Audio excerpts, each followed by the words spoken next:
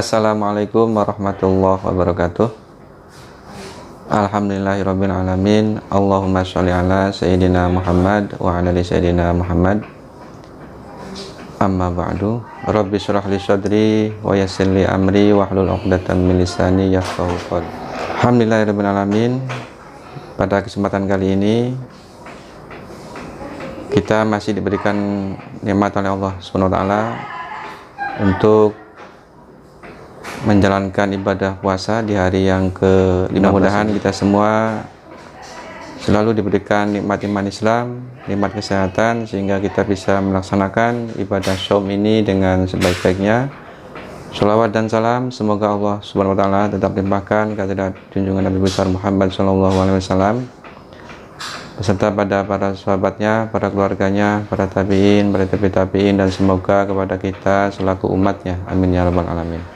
Adik-adikku semua yang berbahagia, pada kesempatan kali ini pesantren Ramadan disampaikan oleh Bapak ya, dengan tema bersyukur ini dimunculkan di materi pesantren Ramadan ini karena sangat banyak sekali nikmat Allah Subhanahu wa taala yang kita rasakan, mulai kita dari tidur sampai kita bangun dari tidur kembali. Tidak ada satu detik pun yang terlepas dari nikmat Allah Subhanahu wa taala ya.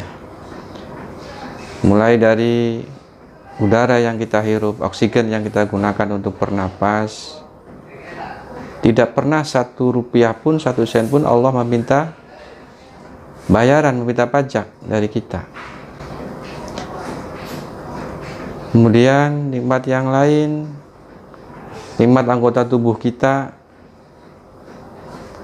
mata kita alhamdulillah bisa melihat keindahan alam,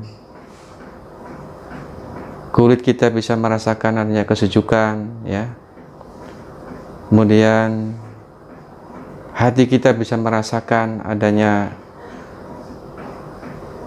kasih sayang ataupun adanya penderitaan orang lain ataupun adanya empati. Itu adalah nikmat dari Allah Subhanahu wa taala.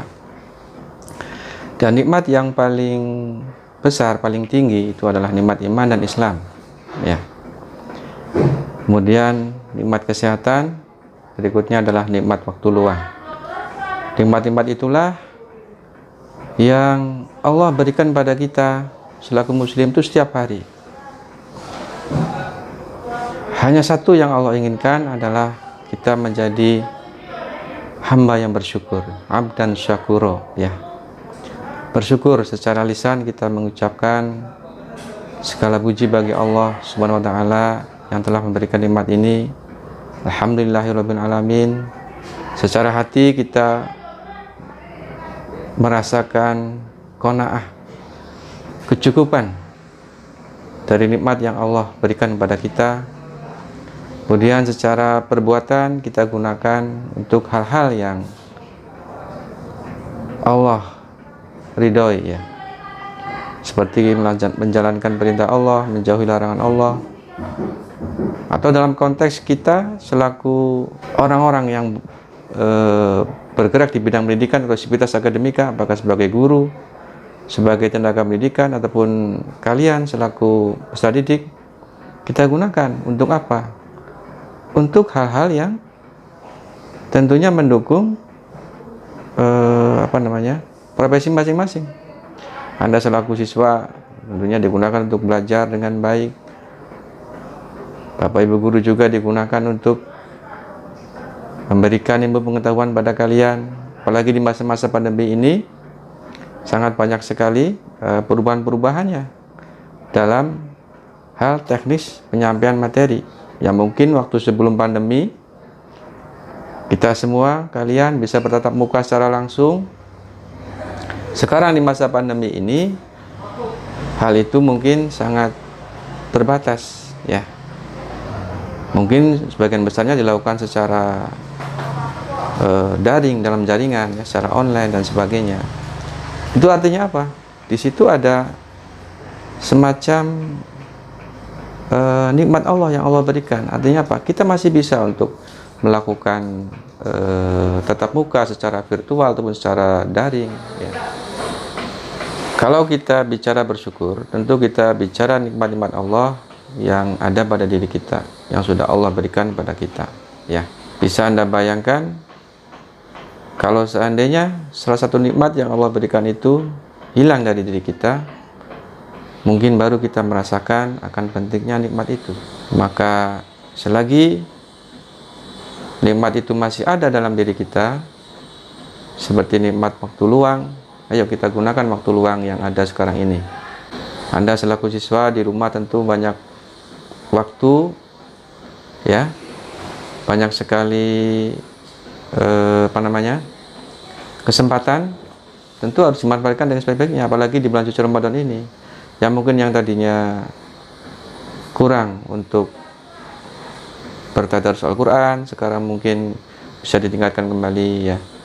Kemudian yang di luar Ramadan kemarin itu masih sangat kurang disiplin dalam hal waktu sholatnya, mungkin sekarang harus lebih disiplin lagi, harus lebih tepat waktu lagi dan sebagainya. Karena di bulan suci Ramadan ini merupakan bulan latihan bagi kita semua, ya. Latihan untuk bisa bangun malam, latihan untuk bisa menahan hawa nafsu, latihan untuk bisa mengatur waktu dengan sebaik-baiknya, dan itu adalah merupakan kesempatan yang Allah berikan kepada kita. Dan tentunya kesempatan itu jangan kita sia-siakan, jangan kita biarkan berlalu begitu saja. Mari kita manfaatkan momentum Ramadan ini dengan sebaik-baiknya, ya. Mudah-mudahan tadi jika kita bisa memanfaatkannya dengan sebaik-baiknya, insya Allah nanti kita bisa menjadi orang-orang yang bertakwa, sebagaimana yang Allah SWT firmankan di dalam Al-Quran, ya, di surat Al-Baqarah ayat 183 tadi. A'udzu billahi minasyaitonir rajim. Bismillahirrahmanirrahim. Ya ayyuhalladzina amanu kutiba alaikumusyamu kama kutiba alal ladzina min qablikum la'allakum tattaqun. Jadi tujuan kita berpuasa itu adalah dalam rangka untuk menjadi orang-orang yang bertakwa, ya. Dalam definisi singkatnya, bertakwa itu adalah menjalankan perintah Allah Subhanahu wa taala dan menjauhi segala larangan Allah Subhanahu wa taala. Nah, tuh, ya. Jadi mari kita syukuri bahwa Allah Subhanahu wa taala masih memberikan kesempatan pada kita di bulan Ramadan ini. Tentunya sekali lagi Bapak harapkan, ayo kita manfaatkan dengan sebaik-baiknya, dengan benar-benar, ya. Jangan sampai Ramadan selesai tidak ada bekasnya sama sekali pada diri kita. Artinya tidak ada perubahan ke arah yang lebih baik. Jangan sampai seperti itu. Artinya Ramadan ini adalah merupakan bulan yang bulan latihan fisik kita, latihan ruhani kita, ya. Semoga dengan latihan fisik dan ruhani selama sebulan penuh ini, maka insya Allah setelah kita selesai menjalankan ibadah puasa, kita akan menjadi orang-orang yang mendapatkan keberuntungan, ya. Nanti kita akan memasuki yang namanya Idul Fitri, ya. Baik, anak-anakku semua. Kemudian nikmat yang lain yang sering kita lupakan barangkali adalah nikmat kesehatan, ya, nikmat kesehatan. Di masa pandemi COVID-19 ini, tentunya itu hal yang banyak menjadi concern atau perhatian dari berbagai kalangan atau dari berbagai pihak, ya, tentang kesehatan ini.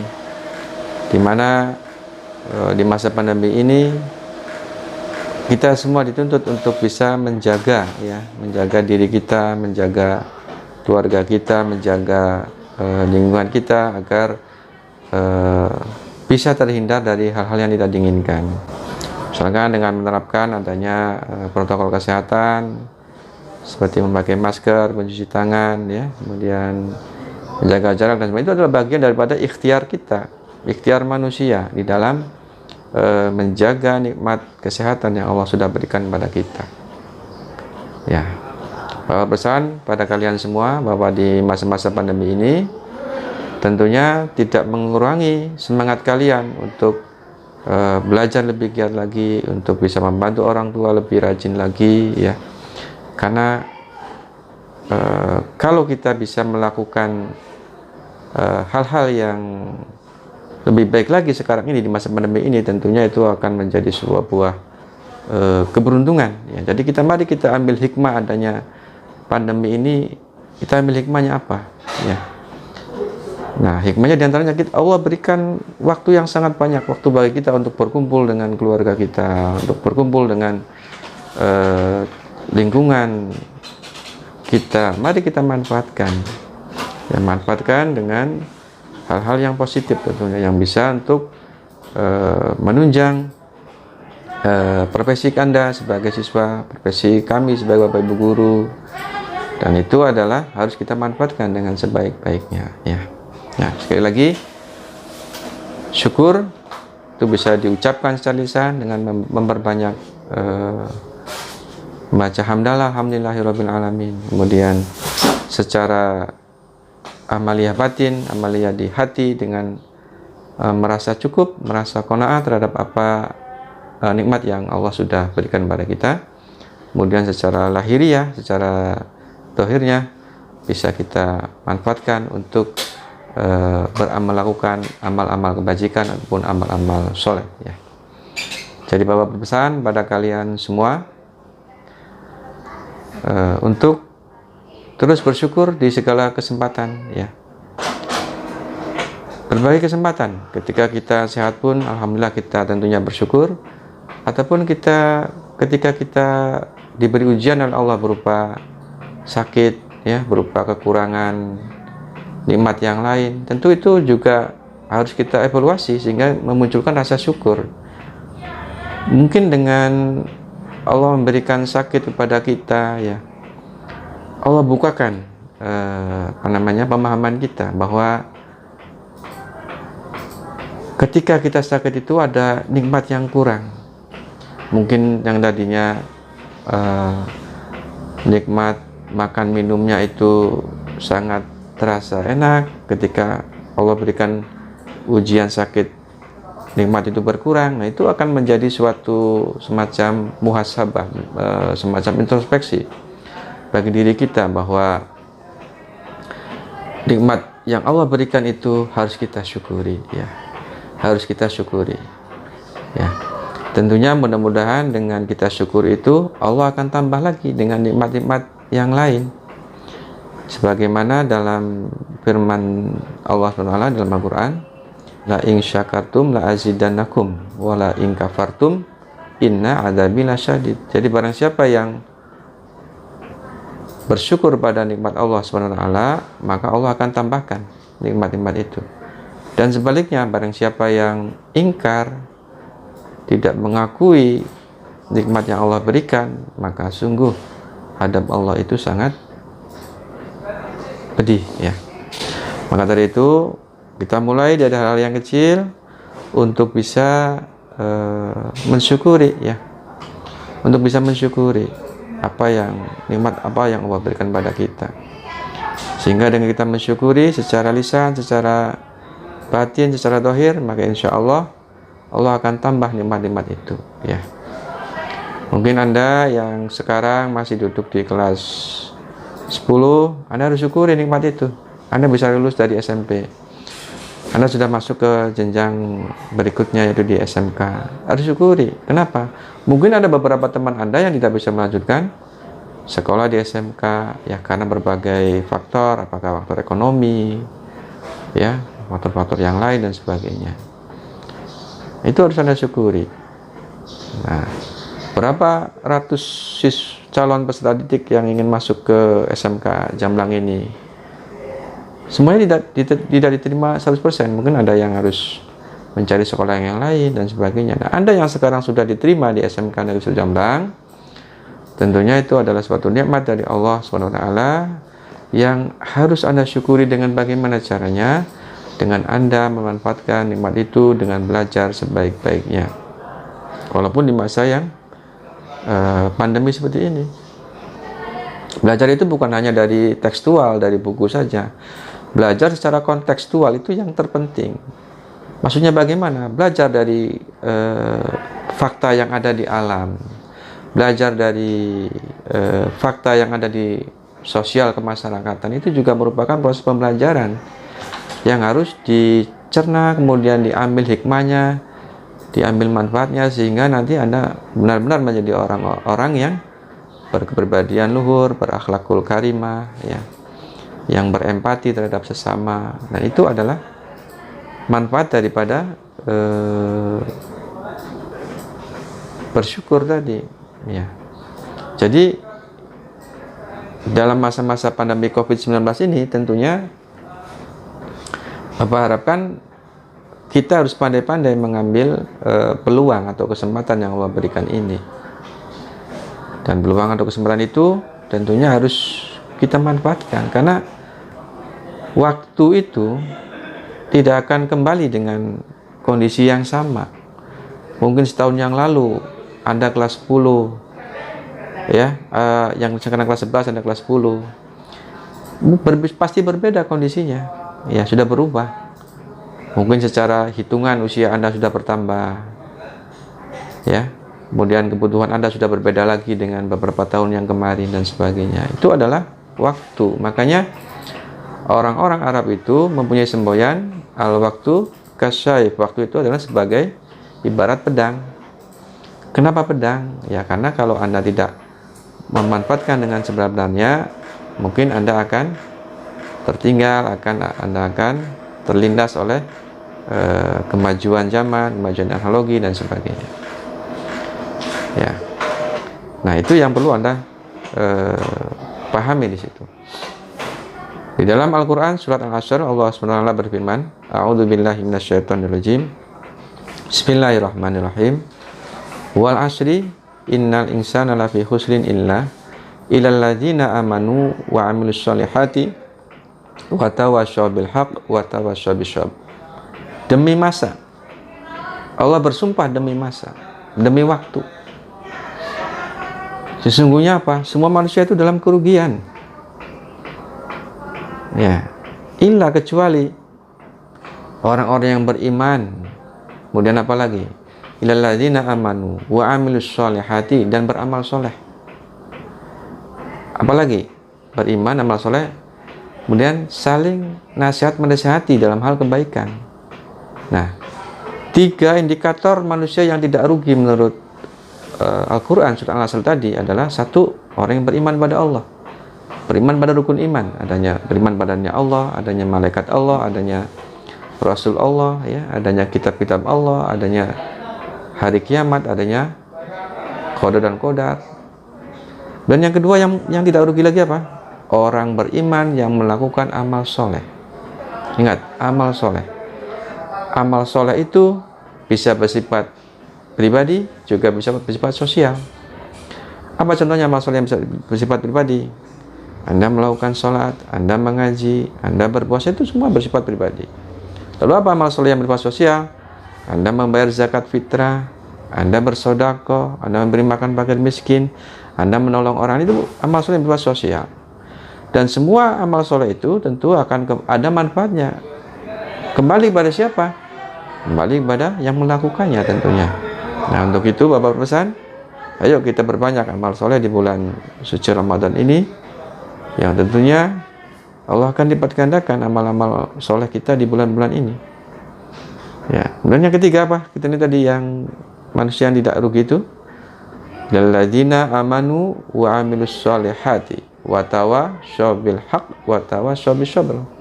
Dan saling nasihat menasihati dalam hal-hal yang hak, yang benar. Benar menurut siapa? Benar menurut Allah dan Rasulnya. Kemudian dalam hal kesabaran. Nah, ini nasihat menasihati dalam hal yang hak, yang benar, dan dalam hal kesabaran. Ya. Kenapa harus ada nasihat menasihati dalam hal kesabaran? Karena ketika ada musibah, ada cobaan, ada ujian, itu pasti ada semacam goncangan-goncangan dalam jiwa manusia. Dan tentunya kalau tidak diingatkan untuk bersabar, untuk bertawakal dan sebagainya. Mungkin orang ada yang lupa dan sebagainya. Maka dari itu kita selaku muslim, selaku hamba Allah, itu punya semacam tugas, kewajiban untuk saling nasihati dalam hal kebenaran, dalam hal kesabaran gitu. Berapa banyak dalam kisah-kisah di zaman Rasulullah SAW, kelompok yang kecil bisa mengalahkan kelompok yang besar. Kenapa? Satunya adalah faktornya adalah sabar itu. Kita dulu di zaman sekarang juga pernah mendengar ada orang yang bisa naik haji dengan jalan kaki dari Pekalongan sampai ke Mekah dalam waktu kurang dari 1 tahun 10 bulan itu ya, 10 bulan nyampe. Nah, kalau tidak sabar pasti tidak akan sampai. Ya. Sabar, mungkin di perjalanannya itu banyak sekali rintangan. Apakah berupa rintangan alam, hujan, panas, atau ada rintangan-rintangan dari manusia dan sebagainya. Itu kalau tidak sabar itu tidak akan bisa sampai untuk menjalankan ibadah haji ke Mekah dengan jalan kaki tadi.